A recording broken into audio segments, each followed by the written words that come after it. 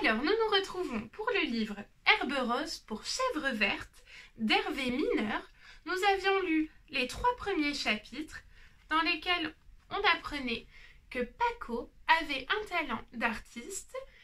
Et dans le dernier chapitre, alors qu'il continuait sa toile, les 3 amis découvraient que l'herbe était devenue rose et que la chèvre dans le pré était devenue verte. Chapitre 4. Panique à Toubi. C'est pas possible! Je rêve! Ben non, c'est pas possible! Incroyable! Les 3 amis ne parvenaient pas à dire autre chose. Herbe rose, chèvre verte, tout cela c'était trop pour eux. Comment pouvaient-ils accepter la vérité? La nature avait un petit problème. Qu'est-ce qu'on va faire? Mais qu'est-ce qu'on va devenir? Paniqua Manon. Je sais pas ce qui se passe, s'inquiétait Greg. C'est la fin du monde, pleurnicha Paco. Arrête, Paco, gronda Manon. Mais Greg retrouva très vite son courage, son sens pratique et son âme de leader. Il ordonna. Il faut alerter les autres. Venez. Et il ajouta à l'adresse de Paco. Laisse tout ton matériel ici. Il y a urgence. Les 2 plus jeunes étaient rassurés, maintenant que leur aîné prenait les choses en main. Greg donna les consignes. Bon. Allez chez vous prévenir votre famille. Moi, je fonce à la mairie. Monsieur Matéry s'y trouve aujourd'hui. Rendez-vous ensuite chez moi dans une demi-heure. D'accord? Ça marche, acquiesça Manon en partant aussitôt au pas de course. Bon, d'accord, admit Paco qui n'était pas très satisfait d'abandonner tout son matériel. Il ne put cependant pas s'empêcher de saisir sous le bras son tableau avant de partir en courant vers sa maison. « Allez, file !» dit Greg agacé. Laïka, elle, était toute perdue. Elle sentait bien qu'il se passait quelque chose de pas ordinaire, mais elle ne comprenait pas tout. Ça ne devait pas être à cause d'elle quand même, tout ce remue-ménage. Ses amis étaient inquiets, ça, elle le sentait. Et ce pourrait être à cause de l'herbe à la couleur amusante qu'elle avait ramenée? Non, sans doute pas.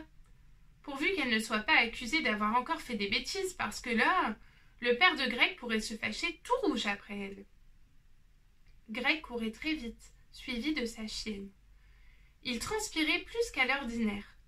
Il voyait Laïka tout inquiète, comme si elle se sentait responsable de ce problème d'herbe rose. Mais c'était impossible. Sa chienne ne pouvait quand même pas penser ça. Tout au long de leur trajet, les 3 amis avaient eu la même idée. Ils regardaient à droite et à gauche, dans les prés et les jardins qu'ils longeaient pour contrôler la couleur de l'herbe et des animaux. Tout était normal. Paco, lui, avec son imagination débordante, se demandait s'il n'allait pas rencontrer des hommes verts et peut-être un vaisseau spatial rose. Entre-temps, Greg était arrivé à la mairie de Toubi et avait raconté à M. Matéry ce qui se passait près de la source, dans le pré du vieux Ferdinand. Le maire eut un instant d'hésitation avant de prendre le récit de Greg au sérieux. On n'était pas le 1er avril, jour des blagues et des canulars en tout genre. Non. Alors, il y avait sans doute de quoi s'inquiéter. Sans perdre une seconde, il enfila son blouson et dit « Allons-y, Greg, viens me montrer. » Il courait presque en filant vers la source. Monsieur Matéry ne croyait pas trop à ce que lui avait raconté Greg. Bien sûr, Greg avait dû constater quelque chose d'étrange, mais le maire pensait plutôt à l'intervention discrète de quelques imbéciles qui se seraient amusés à colorer la nature à leur propre goût. Mauvais goût, pensait-il. Mais, alors qu'ils arrivaient à l'entrée du chemin de la source, ils virent en même temps un écureuil bleu traverser et se perdre dans la végétation d'une haie de charmilles. Mais tu as vu? Oui, j'en reviens pas. Monsieur Matéry était choqué. Mais pas pour les mêmes raisons que Greg. Il pensait que c'était ignoble d'avoir peint en bleu un pauvre écureuil. Il croyait encore avoir affaire à des plaisantins. Quand il arriva devant le pré du vieux Ferdinand, il faillit avoir une attaque cardiaque. « Vous avez vu, monsieur Matéry ?» questionna Greg en désignant le pré rose du doigt. Cette fois, le maire n'essaya pas de vérifier si la chèvre verte avait été peinte. il commençait à croire en l'incroyable. Cette chèvre est vraiment verte, et ce pré est fait d'herbes réellement roses. C'est ce que je vous disais, confirma Greg, qui se rendait compte maintenant que M. Matéré ne l'avait pas vraiment cru tout à l'heure à la mairie. « Je délire !» cria presque le maire. « Qui va croire possible une chose pareille ?» Il n'y avait guère que la fameuse chèvre verte pour s'amuser de la situation. Peut-être pensait-elle devenir célèbre. Et cet humain qui paniquait devant elle, c'était plutôt comique.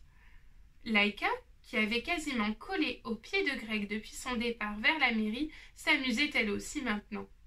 Ne venait-elle pas de faire un clin d'œil complice à la chèvre? Ce n'était pas le maire ou Greg qui pourrait répondre. Trop perturbé par la situation, il tournait en rond, se demandant ce qu'il devait faire. Enfin, M. Matéré eut les idées plus claires. « Écoute, Greg, tu vas rentrer chez toi et moi je file à la mairie prévenir les autorités. On ne sait pas si les événements actuels ne présentent pas de risque pour la population. »« Monsieur, je viens avec vous, » protesta Greg. « Je pourrais vous être utile pour organiser les opérations à venir. Je passe prévenir chez moi et je vous rejoins. » Bon, c'est d'accord. J'emporte le matériel que Paco a abandonné tout à l'heure. À tout de suite. À tout de suite. Quand Greg retrouva ses amis, ceux-ci mouraient d'impatience. Ah, bah c'est pas trop tôt, râla Manon. T'avais dit une demi-heure. Je sais bien, mais avec le maire, on a inspecté les alentours là-bas. Et alors, qu'est-ce qu'il en pense demanda Paco. Ben, rien, enfin... Ah, que je vous dise. On a vu un écureuil bleu. Ouais, bleu. Non. Si, Manon. Là, il y a un très gros problème. Et Monsieur Matéré, qu'est-ce qu'il dit de tout ça? Rien pour l'instant, il est encore sous le choc. Il a décidé de prévenir les autorités. D'ailleurs, je vais le rejoindre et on vient avec toi. Ben, c'est-à-dire si, pas de discussion. Manon parlait en son nom, mais savait que Paco pensait comme elle. Il n'était pas question d'attendre à la maison comme des petits enfants. Il pensait pouvoir être utile, et il voulait en savoir plus sur ce qu'ils avaient découvert. Ils estimaient que c'était leur droit. Le temps de téléphoner à leurs parents, et voilà nos amis partis prêter main forte au maire. Quand ils arrivèrent devant la mairie, une voiture de gendarmes était garée devant. Le maire les accueillit. « Ah, voici les héros de l'affaire. Messieurs les gendarmes, à vous les questions. » Nos trois amis répondirent de leur mieux aux trois gendarmes chargés de l'enquête.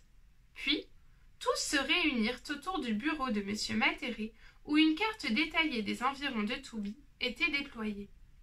La zone de la source avait été entourée d'un cercle rouge. « Bon, au travail, » décida le plus gradé des gendarmes. Tout le monde se déplaça dans la grande salle de réunion autour de la table pour prendre ensemble les décisions urgentes. Dehors, tout était calme. Dans un jardinet tout proche, il y avait un moineau qui picorait quelques graines sur le sol. Personne ne le vit. Ce moineau était bleu clair. Et vous aurez la suite à la prochaine vidéo pour le chapitre 5 qui s'intitule « L'enquête commence ».